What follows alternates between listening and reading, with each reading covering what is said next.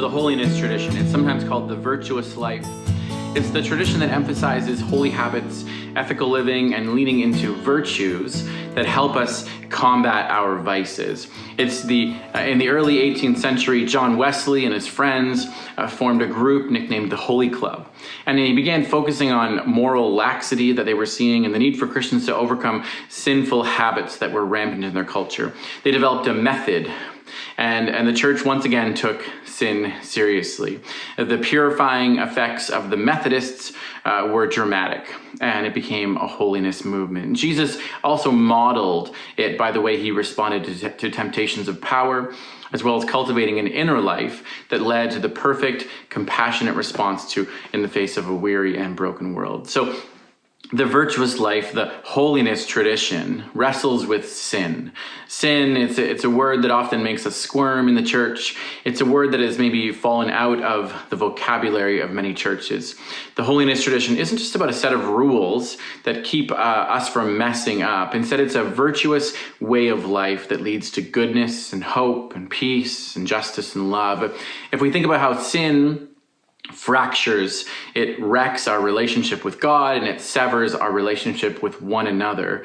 And so the inverse then, choosing a path of virtuous living, leads to wholeness and mending of fractured relationships and harmony in community. Jesus had a lot to say about the legalism surrounding sin that he would have seen. The Pharisees and the religious elite would weaponize the rules of their purity culture to demonize those who broke them. These rules were used to cast an us and them dynamic, those who follow the rules and those who don't. What follows is their own belief about who is holy and who isn't.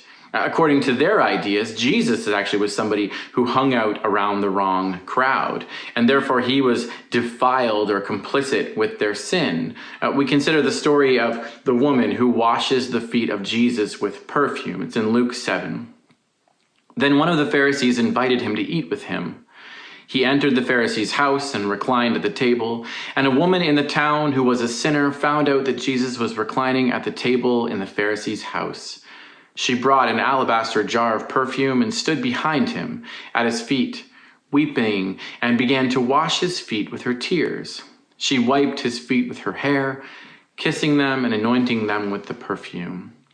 When the Pharisee who had invited him saw this, he said to himself, "This man, if he were a prophet, would know who and what kind of woman this is who is touching him.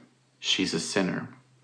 Jesus shows us a few things about the virtuous life, the holiness tradition in this story. The first is that it's not about a purity culture. It's not about a separation of sacred and secular, as though if we just completely remove and separate ourselves from the world, we'll be holy.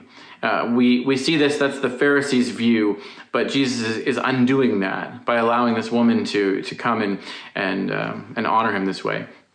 The second thing is that the Pharisee was operating on an understanding of holiness that looked like legalism. She was a sinner, so Jesus should stay away from her. And I mean, aren't we all sinners in need of regular encounters with Jesus? That's kind of why he came in some ways. The third is that this woman models for us the virtuous life. She actually models it as well as Jesus. Even if she was coming from a life of sin and fracture and division, here we see her seeking Jesus out and worshiping him. She's putting into action a desire to move toward holiness, to locate her life around Jesus. Richard Foster says this, he says, "We see Jesus consistently doing what needs to be done, when it needs to be done. We see in him such deeply ingrained holy habits that he is always responsible, always able to respond appropriately. This is purity of heart. This is the virtuous life." Finally, Jesus doesn't call us to something he didn't wrestle with himself. In Hebrews 4, we read that Jesus, since we have a great high priest who has passed through the heavens, Jesus, the Son of God, let us hold fast to our confession, for we do not have a high priest who is unable to sympathize with our weaknesses, but one who is tempted in every way as we are, yet without sin.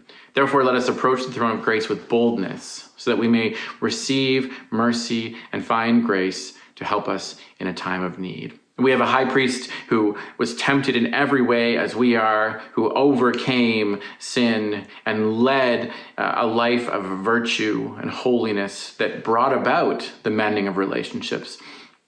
And so this is the Holiness Tradition. And I wonder, what has been your experience with the Holiness Tradition? How have you seen the virtuous life lived out in the life of elevation? Love to hear your thoughts.